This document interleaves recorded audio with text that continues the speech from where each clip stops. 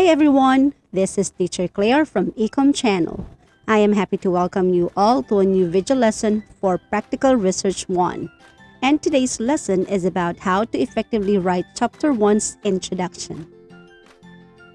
Chapter 1's introduction is a very important section of a research paper because it provides the reader an overview of the scope, context, and significance of the study being conducted.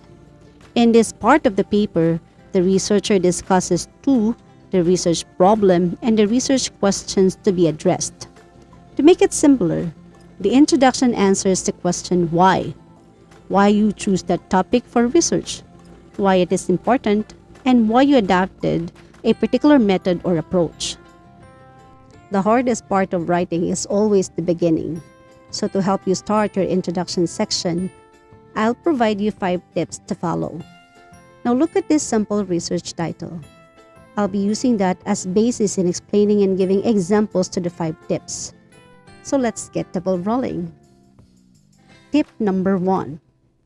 Briefly describe the broad research area and then narrow down to your particular focus. From the simple research title, here are the broad and the specific focus of the research. Now let's use this to create simple statements. Look at this statement. In this statement, you described the broad area of your research. Here are another ones. In these statements, you have narrowed down to your specific focus. If you combine them, you will be able to form the first 2 paragraphs of your introduction. And you may have this example. These 2 paragraphs definitely followed tip number 1. Moving on to the tip number 2. Tip number 2 suggests that you state the aim and importance of your research study. So you just have to simply say what you want to achieve and why your reader should be interested in finding out whether you have achieved it or not. The basic structure can be as simple as, we aim to do X, which is important because it will lead to Y. Following this basic structure, an example is, the researcher aims to distinguish how grade 11 students of Abby's perceived teachers' utilization of online game applications in evaluating their class standing and performances, which is important in order to know whether this app's usage positively affect them or not. The X is the perceptions of grade 11 students of Abby's in the utilization of online game applications, while the Y is to know whether this app's usage positively affect them or not. Here is tip number 3. Use significant relevant studies and include citation. Obviously, you need to read previously conducted studies and researches connected to your topic, then employ them as your sources in proving your ideas. And here is an example.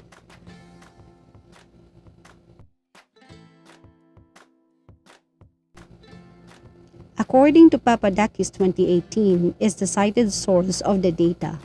Now, let us relate the data cited to the present study being held by the researcher. Here is the statement. This may then show that students would possibly love to and enjoy using the online game applications as part of their learning experiences. Combining the two, we would have this.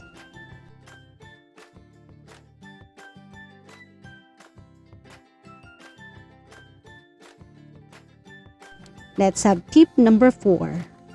Clearly state your research questions. Take note that the research question doesn't always have to be stated in the interrogative form or with a question mark. Instead, you can put the question into a declarative sentence. Look at these examples. And that is for tip number 4. Moving on to the last tip. Tip number 5. You just have to always ensure that your introduction is short and concise. Try to avoid an overly long introduction.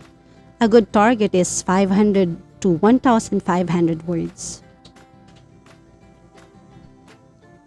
And now let us combine all the statements.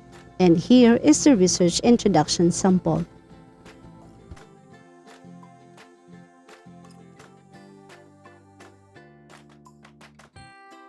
And that will be all for Chapter 1's introduction. Again, this is Teacher Claire for Ecom Channel.